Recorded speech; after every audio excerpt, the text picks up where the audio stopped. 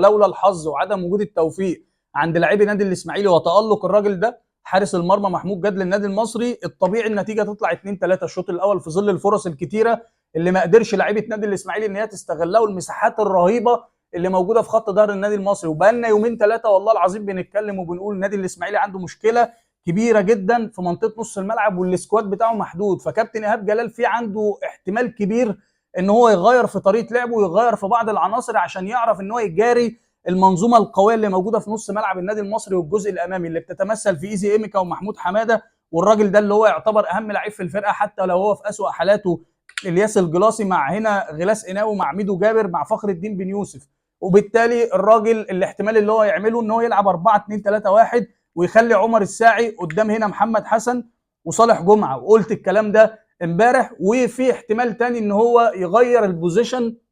والتوظيف بتاع ياو انور، بدل ما بيلعب ياو